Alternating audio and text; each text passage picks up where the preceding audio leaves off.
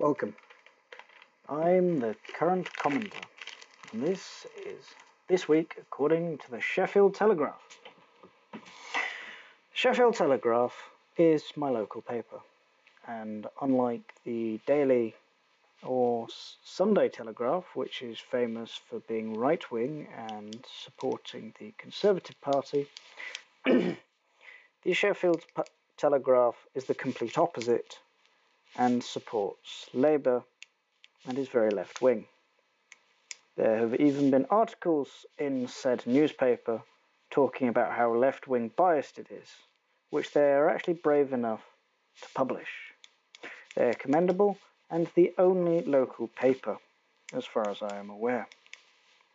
So, the headline: City warning over avoidable deaths. People are more likely to be admitted to hospital in Sheffield over other cities. Patients are more likely to stay longer than they need to. There's a claim that the NHS hospitals in Sheffield need 61 million funding soon by 2023. And business as usual is not realistic.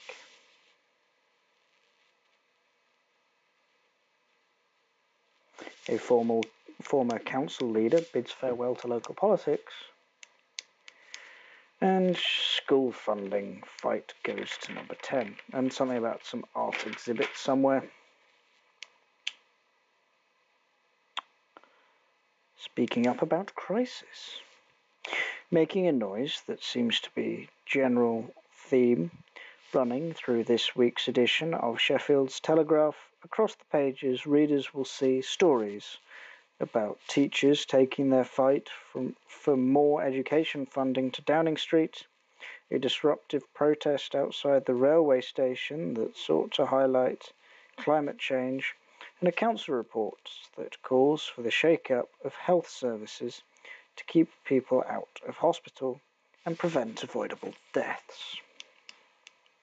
It's heartening in a way that the city is confident enough to speak up about these problems and prick the consciences of those with the power to make changes. But each cause at its root is fundamentally about the type of society people wish to live in today. A place where children receive an excellent state-funded education rather than substandard schools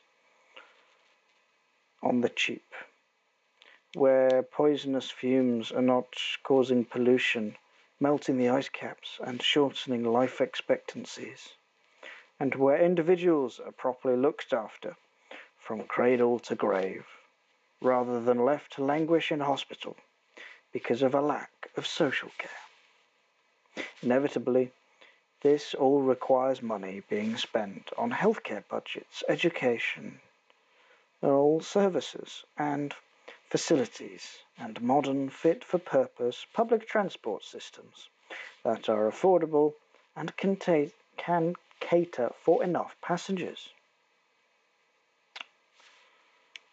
It is worth wondering whether there will genuinely come a time, in the short term or further into the future, where a serious rethink will be needed about the way our society is structured, whether it involves workers sacrificing more of their income through taxes for the greater good, or something more radical, with Britain still embracing in confusing Brexit chaos.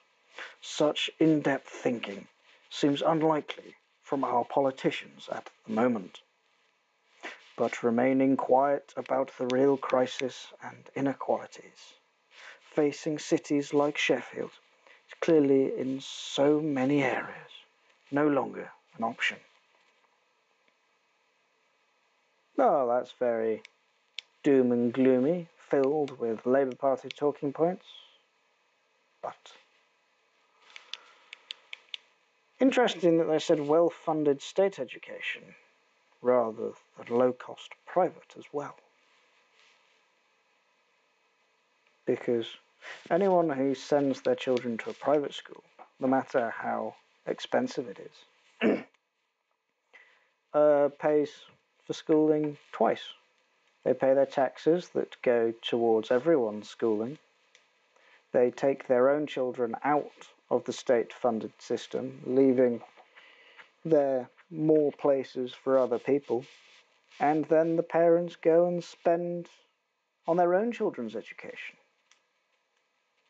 This should be thanked by everyone who wants a good working, well-funded, functioning state education system, is thank the people who voluntarily take themselves out of it. And the lack of low-cost, privately funded schools shows that state education obviously isn't that terrible, that the only private schools left are very expensive.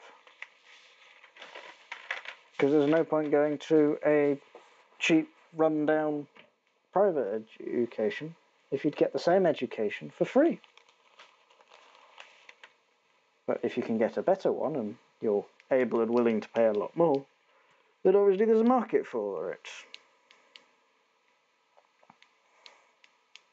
So, there are gangs getting Romanian families to Roma Gypsy. There are gangs getting Roma Gypsy families to tell lies. A large proportion of families within Sheffield's Roma community are being exploited to lie about their children being ill to get higher benefit payments, says the council. Sheffield Council is working with the Department of Work and Pensions and GPs to increase awareness of fabricated illnesses. Council chiefs say gangs are encouraging parents to not only commit fraud, but also exploit children. A council report says there is work with partners to ensure an appropriate response to the exploitation of Roma families.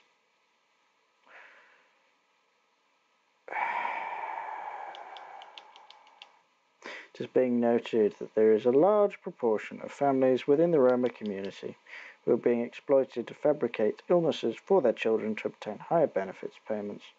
This has resulted in greater links with the DWP and the Safeguarding GP, who has increased awareness of the health policy. Well, I'm assuming if gangs are encouraging the Roma immigrants to do so, then they're obviously paying the gangs money, which suggests there's some sort of mafia going on, which is worrying. There's been a vigil held for the attack on the mosque.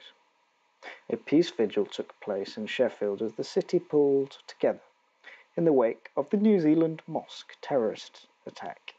People of all religions and those of no faith gathered at the peace gardens in the city centre on Friday night to pay their respects of those killed in the Christchurch shooting. Around 200 people turned out to show their solidarity and heard speeches from faith leaders about court failing silence to pay respect for those killed. People of all faiths were involved to join Muslims taking part in the usual Friday prayers at mosques around the city. Muslim leaders say that they have been in touch with police about providing reassurance to worshippers worried about the potential of copycat attacks in the UK. 50 people were killed and at least 20 wounded. I thought it was 49, but it's probably gone up since then.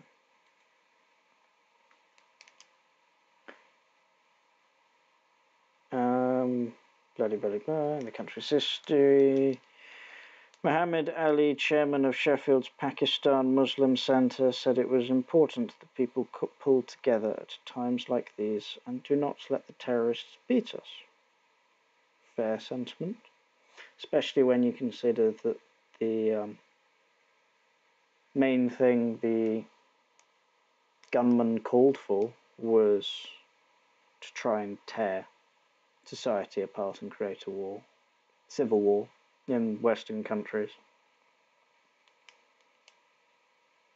Sheffield always pulls together at times like these, and it's good to see the happening again. We must not let terrorists beat us.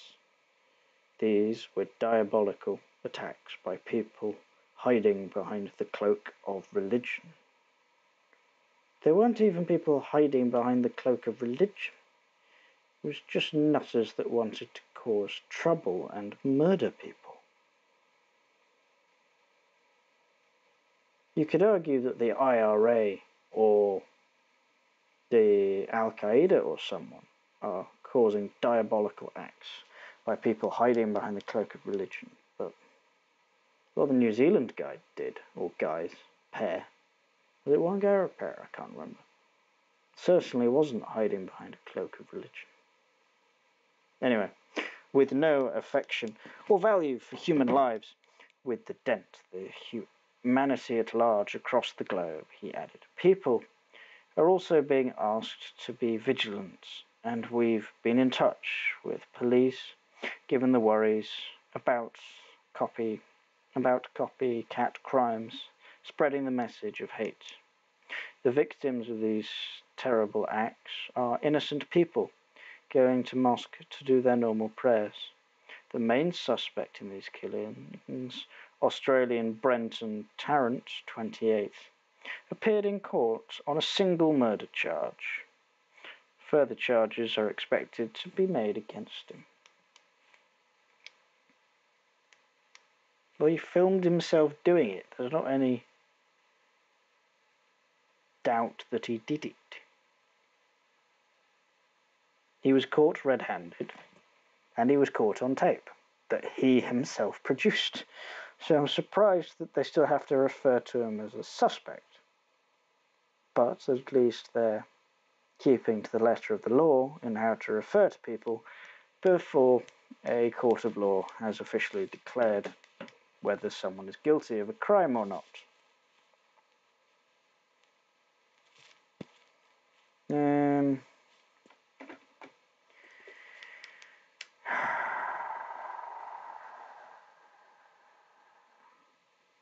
There's an owner of a rundown pub that's been asked to clear it up, otherwise face punishment, and there's a picture taken of it from when there was lots of snow. Now the owner has 2 weeks to tidy it up the site, or Sheffield Council will intervene. In July 2018, the council served a notice which said the owner had to remove all graffiti and fly posters from the windows, doors and walls, repaint all the boarded windows, doors black, and remove and dispose of all the rubble, building waste and demolition material. Well, it's certainly the council getting involved in stuff. And there's certainly a movement of libertarians and the such. I think one of the more prominent people who's been campaigning against councils getting too involved is Rob Liddell. So the city education leaders take their funding fights to number 10.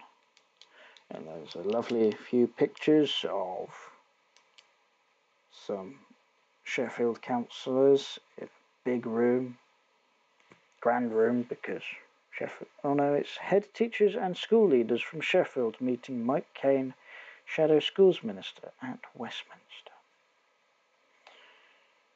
Do the people meeting the Shadow Minister realise that he's not the one in power making the education decisions? He is the Shadow Minister. He is the opposition minister. He is the person whose job it is to go, you're doing a terrible job. If we were in power, we would do it this way.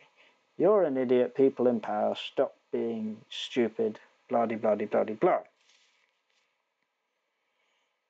school leaders take their campaign to Downing Street, and there's just a giant check thingy that says Sheffield lost out on £46,598,617 because of government cuts to per pupil funding since 2015. That is a sizable amount of money.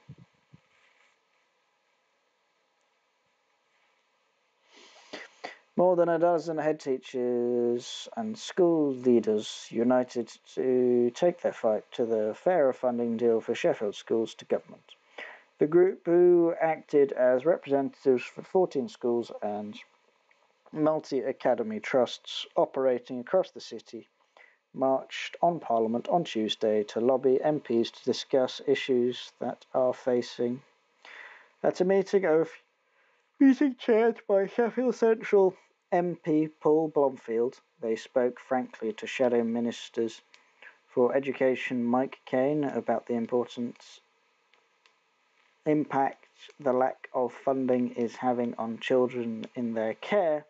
He also heard how many of the schools are being forced to ask staff to reduce budgets and offer restricted options in both GCSE and A-levels, as these are not financially sustainable. The national funding for formula aimed at redistributing funds to historically underfunded areas was introduced to help the situation, but head teachers say a mismatch means Sheffield does not get the fair deal quickly enough.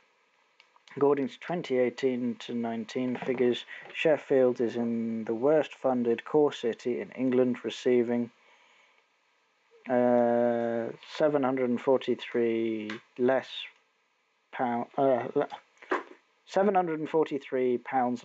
per pupil than Manchester, £589 less than Nottingham, and £478 less than. How is this funding per pupil formula calculated?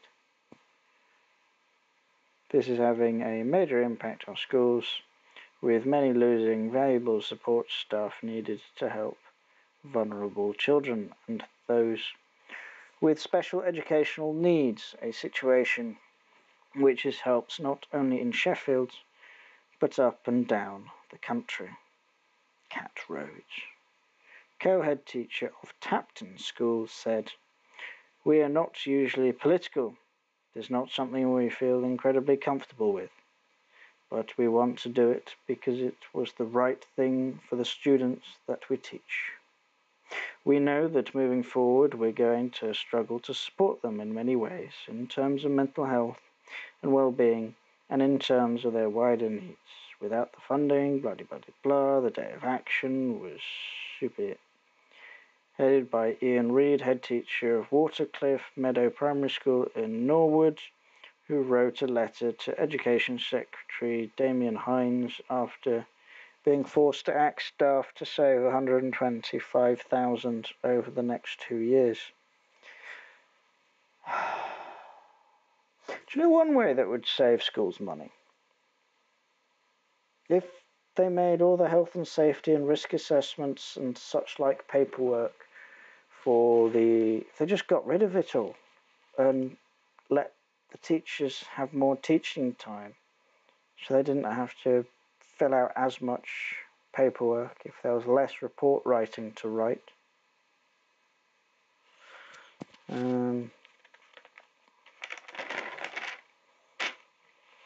If there was less report writing but more actual interaction with parents, that will probably work. Campaign challenges readers to get OCAR free on a Friday. Tackling traffic congestion. I am a mere student in this city, and I do not have an exhaustive income, and I do not own a car. I do, however, have a bicycle, a scooter, and perfectly functioning legs. I can certainly get from the area where most students live on foot perfectly fine to the centre of town and cross it to the other side. The Sheffield Ring Road is very tight and actually at the centre of the city and does actually get congested from time to time. But if you take a bike, you can take the bus lanes, which unless there's a bus tend to be empty, or a taxi. Anyway, and you can very easily get out of the city or into the city. You can get from the nearest thing to the suburbs, to the centre of town, to the industrial end, out into the rural area, and into neighbouring villages and towns without too much difficulty. Admittedly, Sheffield is well known for having lots of hills, and steep ones at that.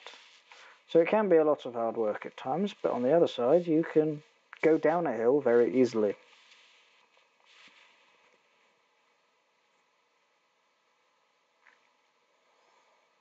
But if people are commuting to work on a Friday and they require a car to do it on every other day of the week, surely they still do on a Friday. But I guess if people realise there are other quicker and easier options like on foot or take the bike, then they are likely to do it for other days of the week. Yeah, I generally use the push scooter to get to university, because it means I can just roll down the hill to uni. Use all that energy that I put in getting home to getting there quickly. And then I carry it back around university, because it's about as light as a large... It's about as heavy as a large book, and it's about as bulky as a rifle. And carrying it around is not much issue. It's far more practical than finding a place to lock up a bike, especially with the reputation that Sheffield has for bike thieves. And you see evidence of it all over the place, where you'll see a wheel locked up and no bike attached, or a bike with no wheels.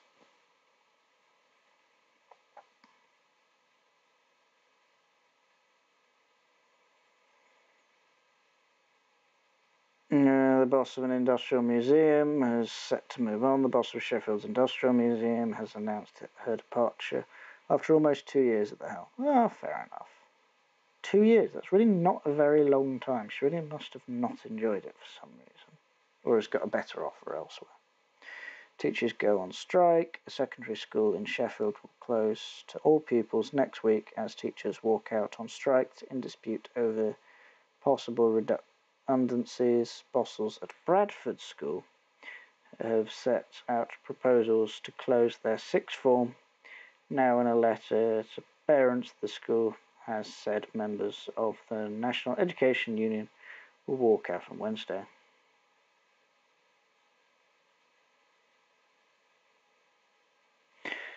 Hub help for students. A Sheffield teacher has started a business. Good capitalism. Aimed at giving students help with everything from their A-level to exam stress. Under the Education Hub, Rachel Evans from Ecclesall has assembled experienced A-level subject tutors.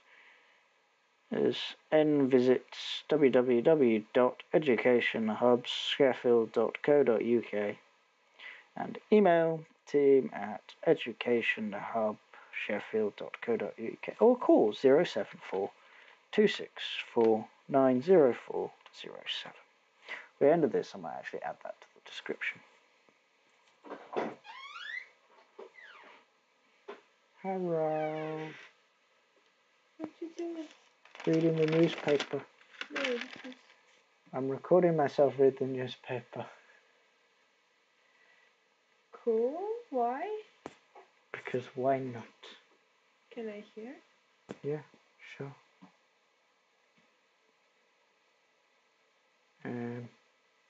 Get your phone. Why? Ugh. and then go current commenter, and then you can be my first non-me view. Are you actually doing this on YouTube? Yes, live right now.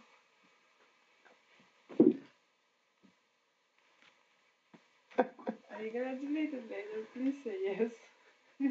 If it's really terrible, I might. You're literally talking to me right now. I know.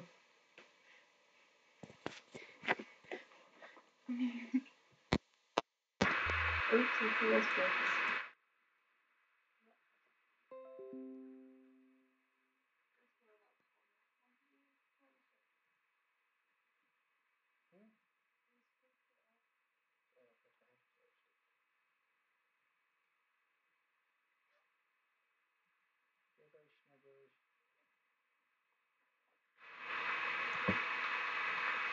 Sorry for the slight interruption. The Welsh flag over Town Hall on St. Oops.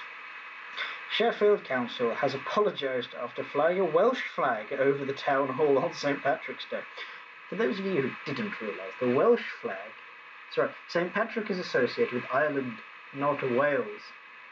So the City Council is deciding, you know what, we'll put up a relevant flag for the part of the UK where St. Patrick is the patron saint, and they picked the wrong bit.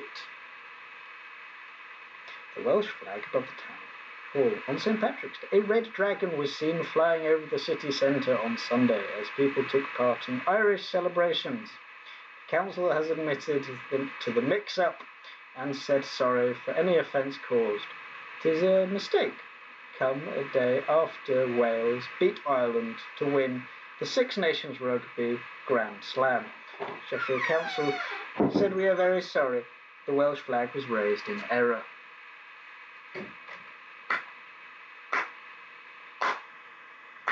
Well done, Sheffield City Council.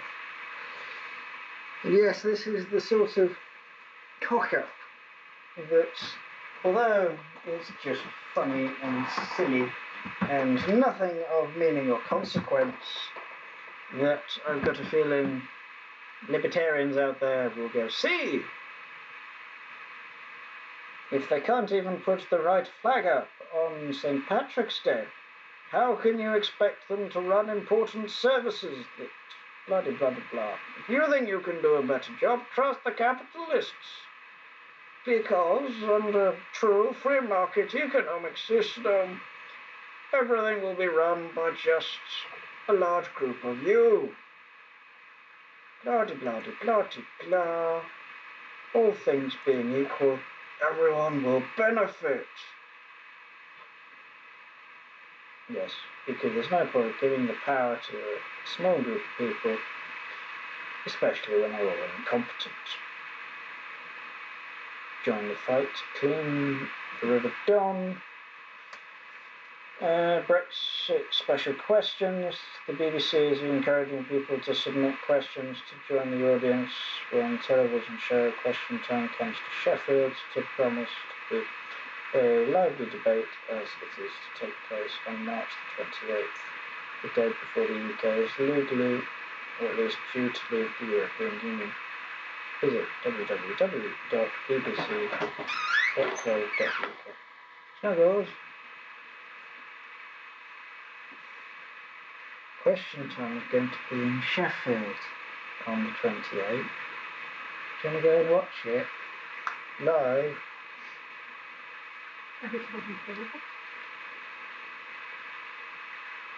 To beat watching it on TV.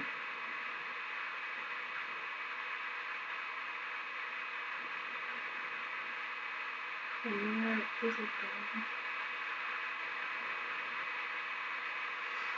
not find your own.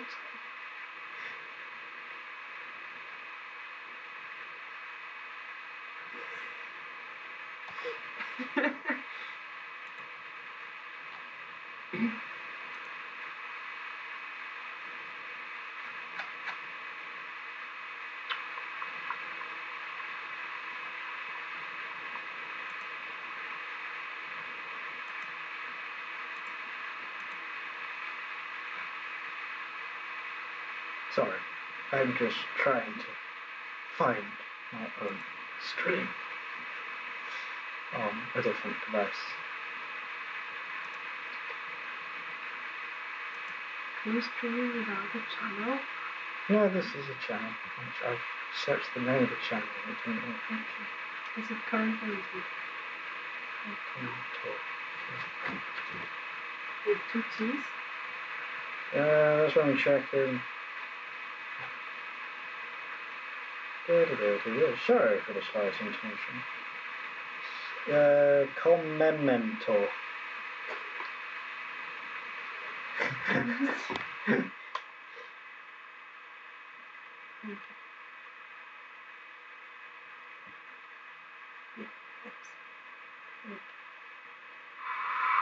There we go. Is this working? Can you hear me? Yep. Yay! The audio is atrocious. Is it? You don't have a microphone, right? The microphone I'm using is the microphone on my headphones.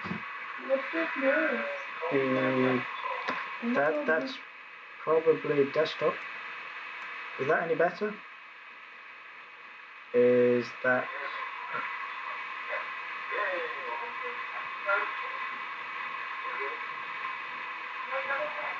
The microphone I'm using is the microphone on my headphones. The noise is probably the noise of the laptop being picked up by the laptop. Are you sure you're using the microphone? No. Yeah, because the audio is even... I do that. Is it? Okay. So, this audio should be even worse.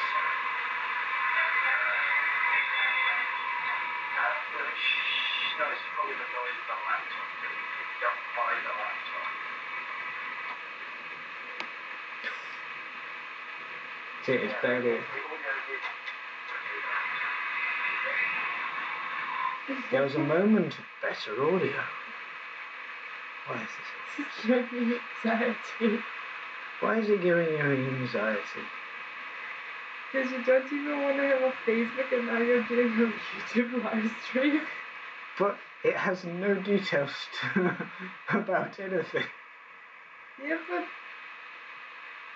it's embarrassing. Is it embarrassing how shit it is? Is it? I have to get you a nice mic. My dolls are like tiny. I will listen to you when we're talking, but like literally if you just open Messenger it would be better. I'm confused. If I just opened Messenger, it would... We're just talking to each other through Messenger. It would sound better than listen to the recording of you talking through YouTube. I'm not trying to talk to you via the internet at the moment. I'm just currently commenting on the newspaper. Continue commenting everything from Then you'll know what I'm up to.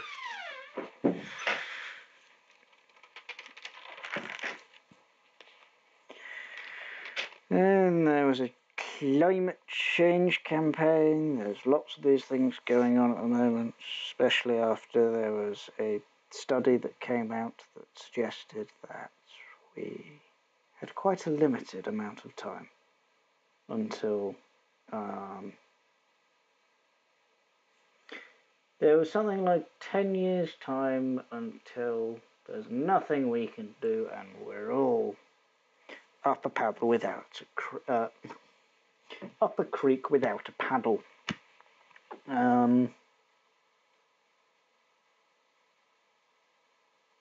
So a climate change campaign has blocked off a major Sheffield city centre road during the morning rush hour, causing traffic chaos for commuters. Tensions rose between frustrated motorists and members of the Extinction Rebellion who blocked traffic.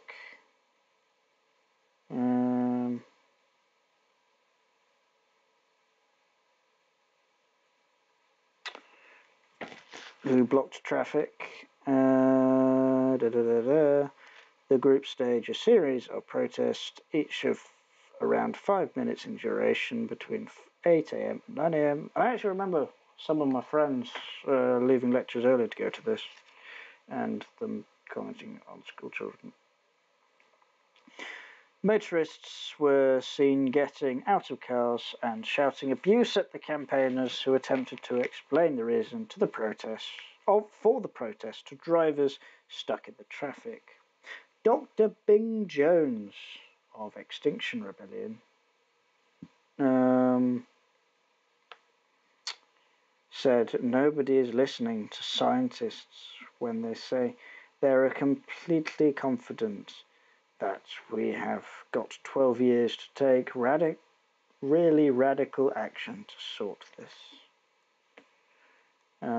Politicians don't turn up for debate, local authorities aren't actually committed to meaningful actions, so we need to block the roads to make people take notice. Around 50 campaigners took to the crossing with banners which said, "Sorry to stop you, the planet is dying," and another which read, "Climate emergency." A number of motorists beeped their horns in frustration, and one man even got out to confront the protesters. Dr. Jones said, "We're sorry, we didn't want to cause inconvenience. We want to cause change. We're sorry that people are being put out, but at least we're raising the profile of this really awful issue. Our children are going to suffer the consequences unless something's done about it now." One driver said he was trying to get into Sheffield Centre for a meeting at 9 a.m. Said, "I got their point, but they are disrupting the wrong people and going about it the wrong day. I've got a hybrid car." Ooh, look at you. "And just trying to go about my business and get to work. If they are protesting against a lack of action from politicians, then go and do it outside Town Hall or Westminster, not one of Sheffield's busiest roads during rush hour." Duration of the protest, around 20 campaigners stood side by side on the Pelican Crossing, holding banners and placards calling for action to stop climate change. Now, they do really seem to be barking up the wrong tree, but there's one way to cause publicity. It's just be annoying and annoy people so they mention you. Hello, cough, police. Yes, I want to, cough. Complain about this, cough. Climate protest. Why? Because, cough, I'm stuck in traffic. Choking, cough. On the car fumes because of these idiots.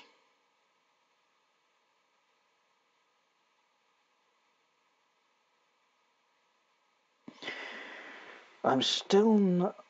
so now for the letters section, where people have written in to the newspaper affairs. Hideous parking regulation sign. The Telegraph has been keen to point out where vandals have spoilt street art. In a way, it seems worse when the disfigurement is done by the authorities. Take, for example, the hideous parking regulation sign screwed onto the brick vultures on Arundel Way. Now, that is vandalism. Fair play. Demolition of hotel nodded through. Oh well, it's always sad when a building gets knocked down. Continue to fight to protect Graves Park. I read Anthony Hinchcliffe's letter to Sheffield Telegraph on the 14th of the 3rd, 2019, which was last week's issue, with interest, as I was pleased to see much on which we agree. I too am saddened by the conflict between Friends of Graves Park and Sheffield City Council. As a Friends group, we love to work with the council to protect and improve Graves Park. Consequently, it is always a disappointment when, as trustee, the council insists on repeated attempts to sell off what is supposed to be protected and keep for the citizens of Sheffield. Why don't they just make it a common? I too agree that G. Graves has done so much for the citizens of Sheffield, given them so many gifts, to be held in perpetuity for the benefit of enjoyment. He was indeed generous and quite brilliant, particularly in hiring an experienced legal team to draw up covenants to protect his gifts to the people of Sheffield forever. The conveyancy is protecting J.G.E. Greaves' gifts are some of the most secure in existence. I too agree that Graves would hate to see this fight. I imagine that he would be appalled that instead of being looked after and protected, different parts of the charitable parkland given his name have been either sold off or threatened with sale or disposal. Numerous times over the past 20 years, the Friends have... One of the good things about Sheffield is the amount of greenery. I have never seen a city with such healthy, wild-looking pigeons. Go to Liverpool, and the pigeons look about as rough or rougher than the homeless people, and certainly in as bad health. Whereas in Sheffield, they look like they're in farm pigeons. They're all healthy and round with well-groomed feathers. And there's something about knife crime. A picture of police searching a bin. Police in Sheffield search for knives and weapons during Operation Spectre. It is one of the crucial issues facing Sheffield right now, and politicians have put combating knife crime at the top of the agendas. Well, that's fighting talk from some politicians. It'll be interesting to see if anything actually comes of it. Yay! I actually have someone viewing. Yay. All the parties have suggested different solutions to tackling the problem ahead of May's local elections. It comes after South Yorkshire Police joined colleagues across the country in Operation Sceptre, a national scheme aimed at raising awareness of knife crime and its devastating effects. South Yorkshire Police is one of several forces which will share the most of 100 million extra funding to tackle knife crime. The money announced by Chancellor Philip Hammond is going to forces with serious violence is highest and where 70% of knife crime takes place. Jim Steinke, Cabinet Member for Community Safety, said knife crime is a very complex issue. Well, there's crime where people use a knife. How complicated? He added, there isn't just one magic solution. There's a whole range of smaller things that will culminatively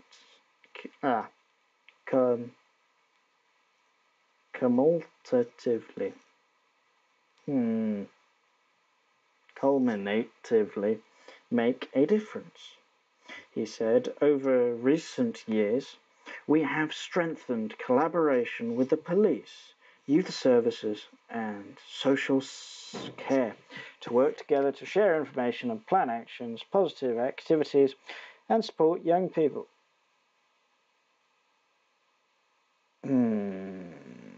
Why don't you stop worrying about what people say on the internet or say mean things? Stop worrying about non-crime hate incidents and worry about the actual crimes, such as causing grievous bodily harm with a knife, relevant muggings and threatening people with a knife, that sort of thing that nefarious people with bad intent carry out. And the blah. Throughout the budget process, Labour councillors have been clear we need to make Sheffield a fairer city and direct maximum resources to reduce inequalities. The root cause of crime are linked to poverty and exclusion from education. The role that education plays in our schools is vitally important here.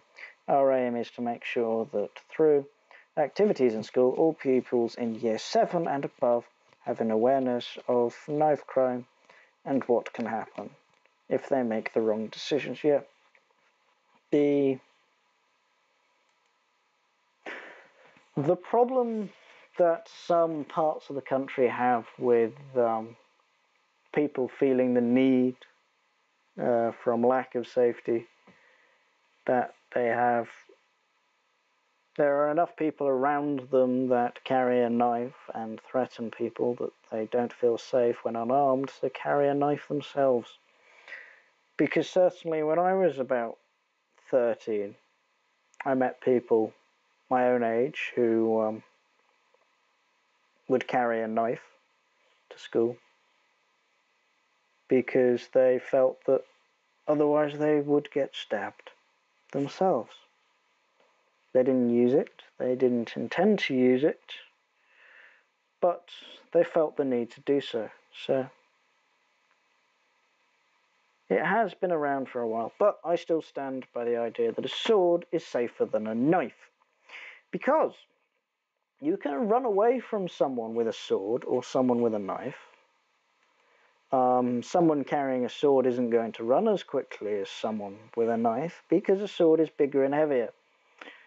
Also, you can close on someone with a sword in the sort of range where you can punch someone or grapple with them is also the same range where you can be very effective with a knife. Whereas with a sword, you can close on someone and then they are unable to use their sword effectively. Therefore, if you're an innocent person who does not wish to be stabbed, I advocate you carry a blunt sword. This is, however, impractical when sitting down in some places if you carry it on your hip, but going from place to place with a sword is far safer for everyone involved than a knife. Saucepans can also be used. Pan lids make very good small shields. They're the same size and shape as a buckler and do the same job very well. Yeah. So, in conclusion, if you feel threatened, carry a big sword. If you want to cause crime, don't cause crime, but you're not going to get very far with a blunt sword. A former leader bids farewell to Sheffield politics. Former leader of Sheffield Council and one of the most well-known politicians is standing down. Paul Scriven, Ecclesall councillor and Baron Scriven of Hunters Bar, will not be seeking re-election at Sheffield Council when his term comes to an end in May. He spent a total of 15 years as a councillor, narrowly missed out on the parliamentary seat and has repeatedly called for the House of Lords to be abolished despite being a life peer. Well, you can argue he's acting against his own interests, so can therefore be trusted, or a hypocrite. The idea that a lord can be a local councillor as well.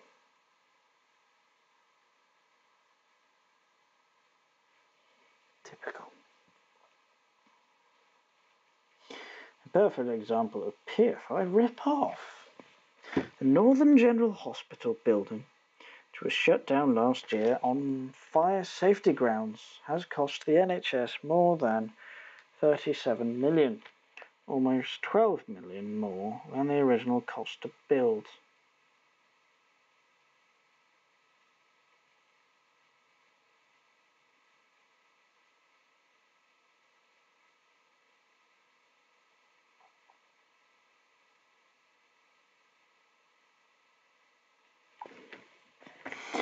Hadfield Wing was closed in December after fire officials ordered the hospital bosses to shut it down. Remedial work could be carried out on its walls. The building was opened in 2007 after being constructed under a PFI, a contract by Japanese company Kajima. A majority stake in the contract was sold to Guernsey-based investment fund HICL in 2011, with the NHS paying more than £3.5 million in interest rent, repaying the lease and operating costs to the contract owners in the year before it was closed.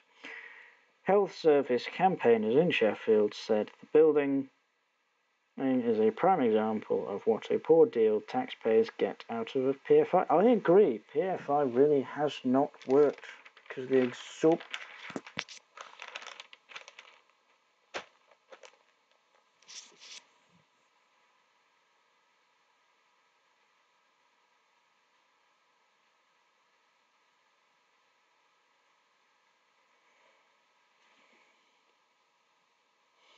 There's an interview with a climate change protester saying, "I don't want to worry that age 30 the air might not be breathable."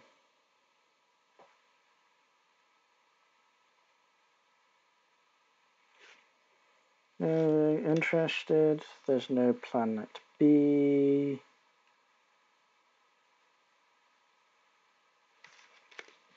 Something is in the air.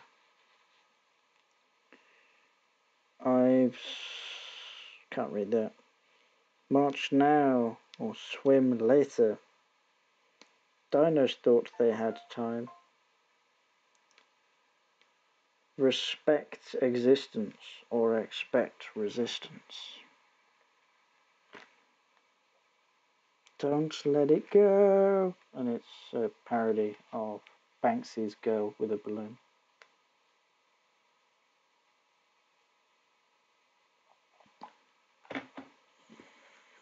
Well, one of those great ironies that as fuel prices rise, then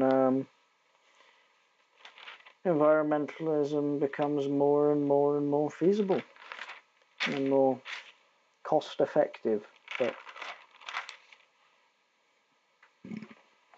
And as alternatives to oil become more and more prevalent, the price of oil will fall because the demand is going down.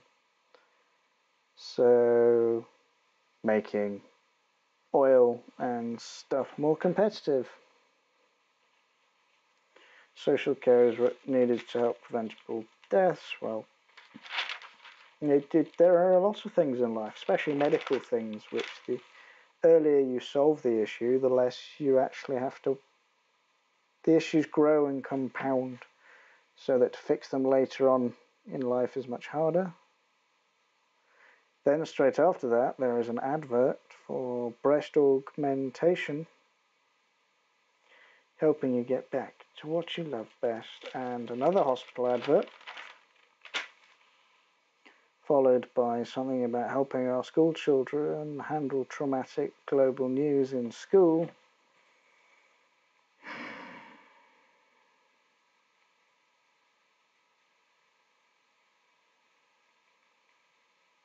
A current affairs stories that are drip-fed to school children in the age of global news outlets and social media can be immensely upsetting for some to handle.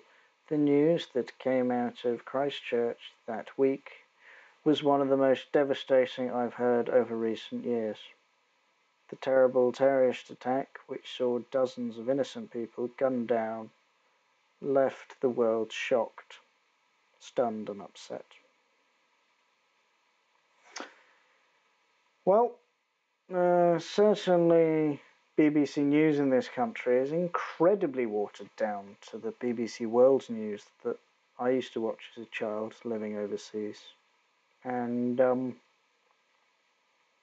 there are different news agencies from different countries, such as Al Jazeera, for example, which, whenever there's a riot or atrocity going on in elsewhere, they'll use far more footage of what's actually going on and a bit less of interviews with people involved. So I only have so much sympathy to the traumatized, and life's not fair. There are horrible people in the world that do horrible things. One could argue that children seeing how horrible other people can be elsewhere and how other people in the world have things so much worse than them will help them realize how lucky they are and that they are. It'll be a very good anti-bullying technique. Maybe, I don't know, that's purely speculative. But I don't... There's only so much sheltering of young children that is sensible.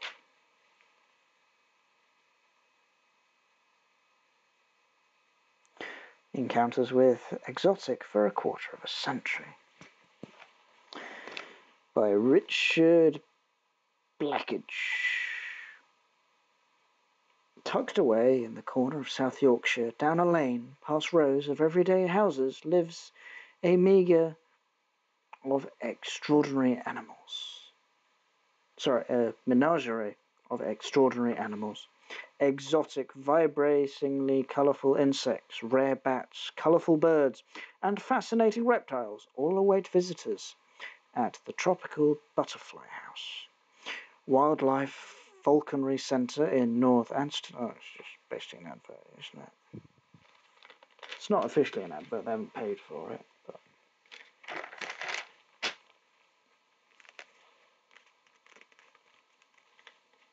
from exotic imports to aggressive plant species. Wealthy Victorians grew the garnish rhododendron, ponticum, to ornate our houses in the spring. As a magazine from the time put it, the first British catalogue listed in 1793 for exotic import from Spain and Portugal was an astronomical 7 shillings and sixpence for a single plant, or over £52 nowadays. Some 200 years later, attitudes have changed. It's the most aggressive and virulent species of rhododendron we know of, said an ecologist. Well, when you bring different species from other countries and other parts of the world, they tend to either do very well or very badly. Because if they're not well adapted to the environment, then they don't do very well. And if they're well adapted to the environment, well, the rest of the environment isn't adapted to them, and they're adapted to the environment, so they do well. Strictly no dancing.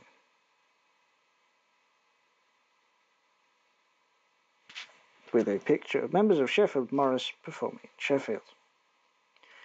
Beth's known for their dancing skills, but City Morris Group were putting down their dancing shoes to pick up their microphones. The group will be appearing at Crook's Folk Club, a full Friday night special called Strictly No Dancing, Umbrella No Stick and Hanky Free.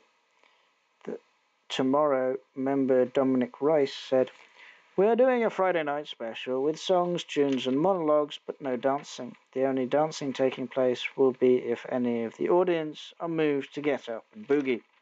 As well as being known for their unique dance style, known as Med-Up tradition, the Green Trousers Sheffield City Morris have also built up a reputation for their music, singing a general entertainment. When they are performing at festivals, they often get requests for songs from the audience, including songs composed by their own members. It's music, there's stuff about food.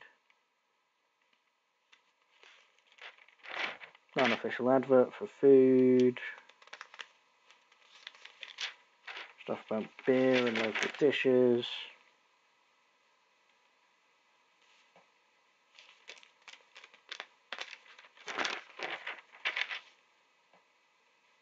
Sorry, just flicking through the unofficial advert section.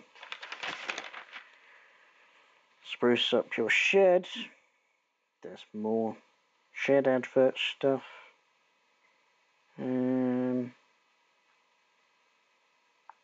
Now the adverts for hunters and houses thingies. Loxley Road, Loxley. Yes.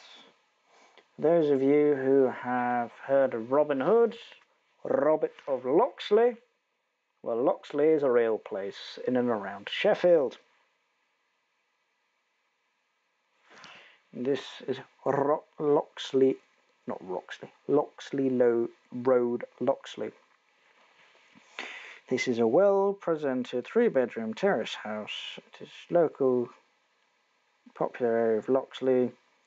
It is neutrally decorated. Home briefly comprises bay windows, living room, blah blah blah.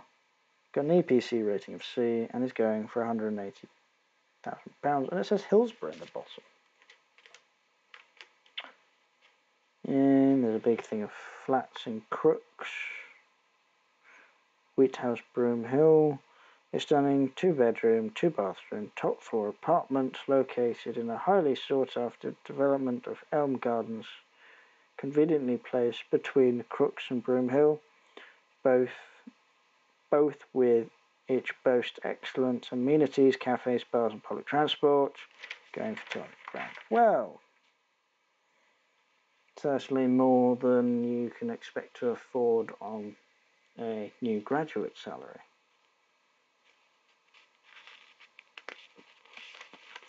Okay, the general rule for buying a house and mortgages, unless you're in a housing bubble about to burst for a crash, where you always have to pay about a 10% deposit on the house and then a mortgage for the rest of the 90%. Or you need to be able to pay a deposit of up to 10% for the bank to be willing to give you the 90% mortgage. And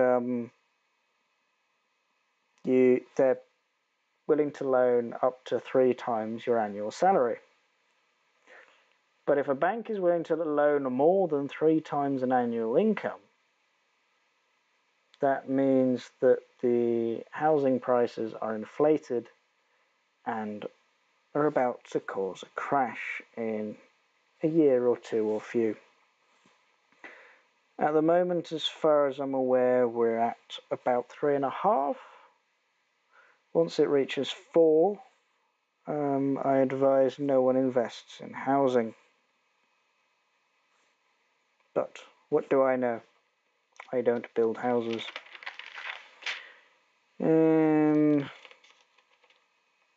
Someone has died, but their legacy will always live on.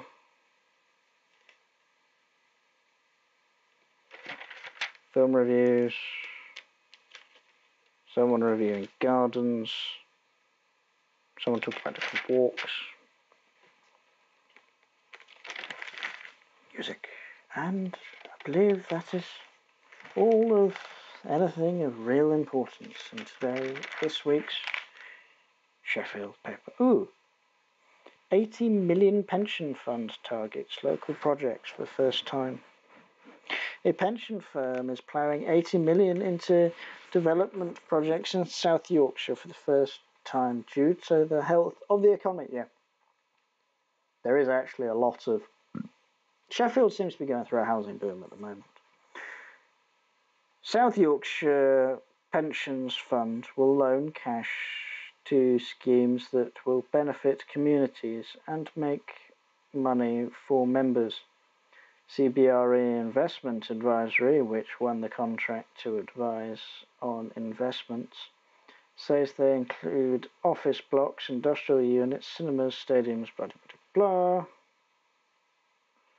The local government pension scheme in South Yorkshire is worth 8.2 billion and has 160,000 members, working for councils, police and fire authorities and academy schools. Kun Sue Ellis, chair of the South Yorkshire Pensions Authority, said, "This is an example of an area where we can achieve.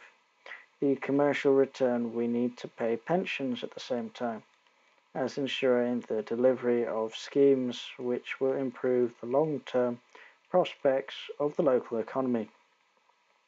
Well, it's good to hear a state pension fund doing what large funds are meant to do, rather than just being a short-term revenue stream for the council and a long-term burden for it.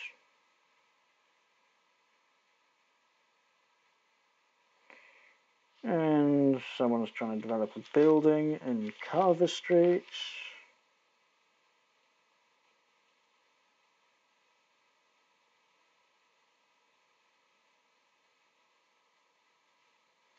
Manufacturer bagged six-figure bank funding. A sustainable cotton tote bag manufacturer from Sheffield has bought new machinery to help it move forward with its ambitious growth plans.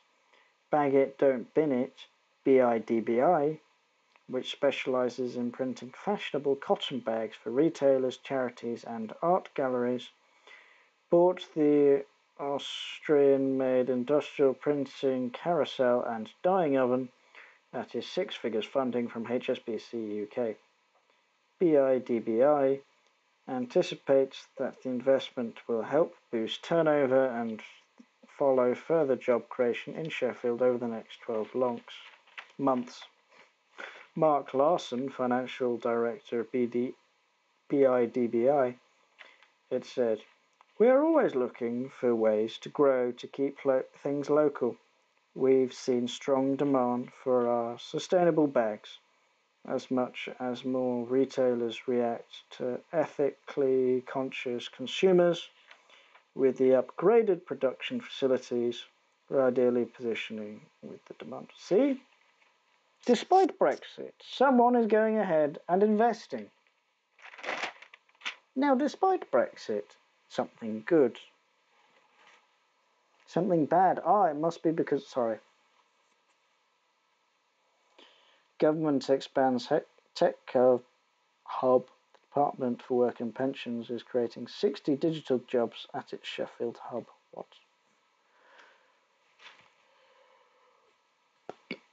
The Department for Work and Pensions is creating 60 digital jobs at its Sheffield hub. The DWP Digital is planning to advertise the roles at King's Court in Hanover Way. They will take the headcount to 230, making it one of the city's major tech employers.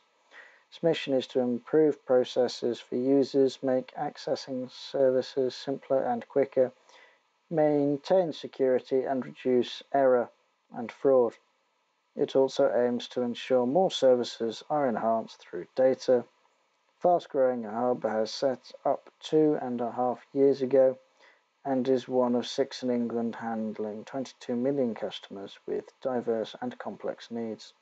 In the UK and abroad, Simon McKinnon, Chief Digital and Innovation Officer, said Sheffield was chosen for its establishment and growing digital workforce and its universities, which continue to train high-quality graduates across a range of digital subjects. Said the digital economy in Sheffield is growing and we are proud to be investigating in a significant part of it.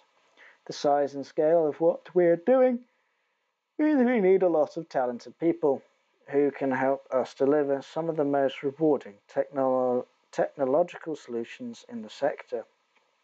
If you're looking for a new challenge, we'd love to hear from you. King's Court is home to specialists. Now, this is basically turning into an advert, a job advert. Data management, he added, DWP Digital all works each year includes handling 20 million calls from public, making millions of transactions, making 10,000 changes to IT system and running more than 55 million lines of code. Mr. McKinnon added DWP Digital collaboratively across government with some government digital services in the exploration of identity and trust capabilities to ensure our full range of services be both secure and proportionate to customers' identity and actions. The DWP is the fourth largest public sector, so it's the Department of Work and Pensions, if any of you didn't know what DWP was.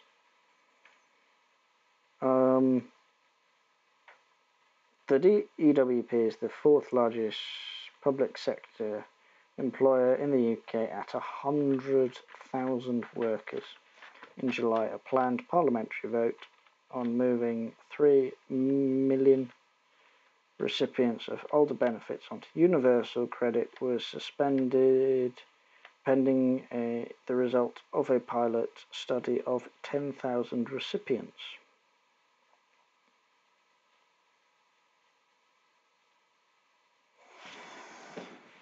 Well,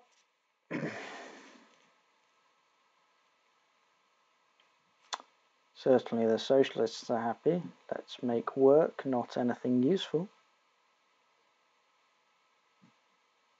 And despite Brexit, the government has decided to employ people to actually see if they're giving the people the right money.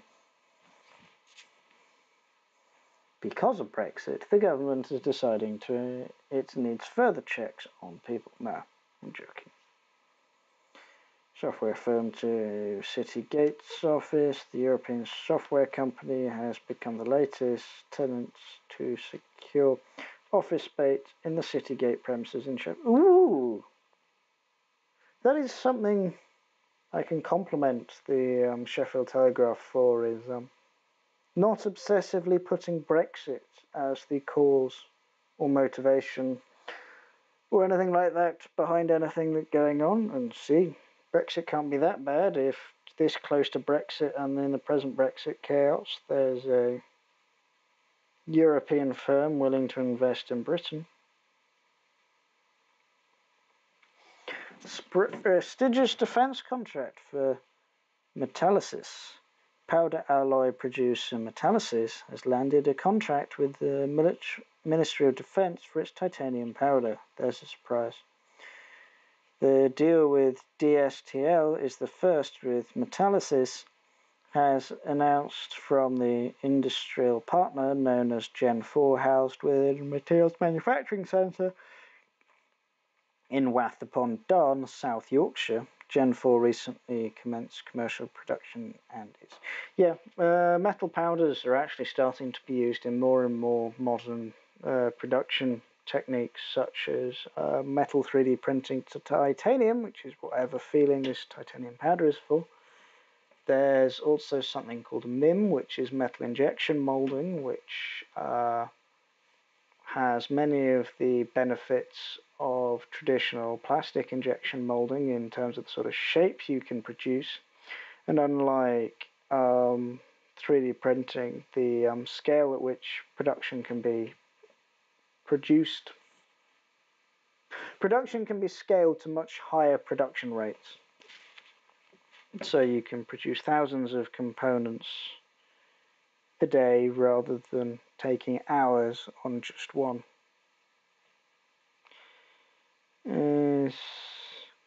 Defence Secretary is Cutler's Feast Speaker. The Secretary of State for Defence will be principal guest speaker at the 383rd Cutler's Feast in Sheffield. The Right Honourable Gavin Williamson, CPE, has accepted the Master's invitation to the event on Thursday, May the 23rd. Mr. Williamson is a Yorkshireman who has run manufacturing companies. A spokesman from the company, Cutler, said, Cutler's Feast is as old as the company itself. 200 years ago, it extended over 3 days with booths erected in the high streets, in the churchyard, and all business generally suspended. Today it is a brief affair, being confined to a single evening in the opulent Cutler's Hall on Church Street, but is still a white tie event built. Ooh, white tie, that is fancy. So you have people wearing suits for business, you have black tie events, which are normal, formal, banquety, bally dinner things. And then a white tie, which is basically for archaic tradition black tie things. There was once a time, 100 years ago or so, viewers of Downton Abbey might be familiar with the joke that when some of the characters start wearing black tie, the old grandma figure goes, "Ah, sorry, I thought you were a waiter. You were only in black tie." And everyone, when they're recreationally, is in suits, and so on. Certainly in the 60s, people would still wear suits on a weekend when not at work to look their best. Software firm relocates to city centre to attract the best staff because everyone loves to be in a city. Yay! Cities! Where all the fun and drinks and the work is. Yay! US owned and ooh, I used their software. They produced the software for fluid dynamics and other such stuff for computational fluid dynamics. In fact, I've got to finish a report for it. And give them the best start, do stuff for children. Suggested year 2 activities. Plan a party. Play board games.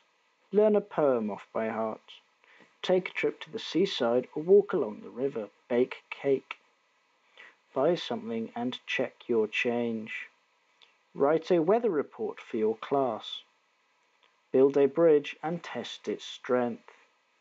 Oh, I like building things. Become a nature detective. What on earth is a nature detective? Dress up as... What is the learning experience of dressing up as a superhero? Make a film. Start a vegetable patch. Yeah. If you actually go to Eastern Europe, lots of people in rural areas still grow their own vegetables and store it in a basement. And believe me, my friends that are stocking up for Brexit in case the worst happens, their Brexit apocalypse storage is nowhere near the storage capacity of a Bulgarian household cellar. Start a vegetable patch, pick blackberries. You should be careful with picking berries, because there are many poisonous berries and you don't want to pick the wrong ones. Get soaking wet in the rain and learn that when you're wet you get cold, so don't do it. Go bird watching, learn a French song, ooh, to sound aristocratic, walk barefoot on the sand or a nature trail, start a collection and share it with your class. Well, is this newspaper trying to encourage people to be obsessive? Walk to a local landmark and make a mask. Yay, all fun and games.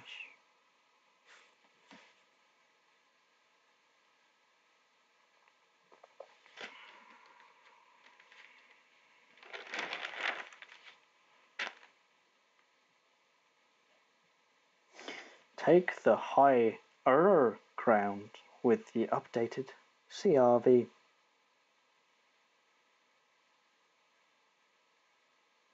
Honda's CR-V has been praised over the years for many things about the economy of its petrol engine isn't one of them. So, the new model aims to address this. The 2019 model has been gently updated visually and equipment-wise with a big news. Its addition of a hybrid system. For the first time, Honda says that it allows the CR-V to offer strong on-road behavior with far better economy and environmental performance than before.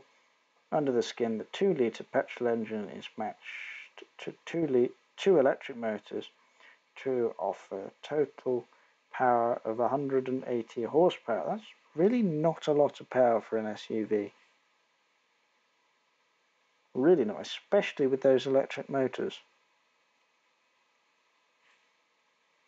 And the two-wheel drive guys, that's good for 0 to 62 in 8.8 seconds, while the four-wheel drive, the expected big seller, means 62 miles an hour in 0.2 seconds.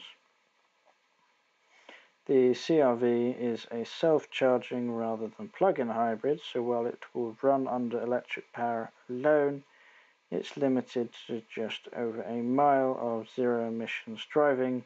However, Honda estimates that at a steady 62 miles an hour cruise, the CR-V will run in electric vehicle drive a third of the time, thanks to the automatic shifting between modes of official NEDC figures put the CR-V's economy to 51.4 miles a gallon, but on the test we saw mid-30s. The economy is at least better than the alternative standalone petrol model. Hybrid system shifts between modes unnoticed. Yeah, you really don't get a lot of the possible benefits of you don't get as many of the benefits of an electric system when a hybrid doesn't plug in, because all it means is that the electric power you're using, all of it, the electric energy is all coming from the car's engine itself anyway. So if there is any benefit in efficiency, it's largely due to the high torque from an electric motor at low speeds, and from getting some of your energy back when you do regenerative braking. So it does improve the efficiency, but you're unable to travel any distance really under pure electric power, with then a boost to the range with the diesel engine. And Lexus, for example, have all their new vehicles are hybrids at the moment, even their SUVs. So a hybrid SUV is nothing new. And there's actually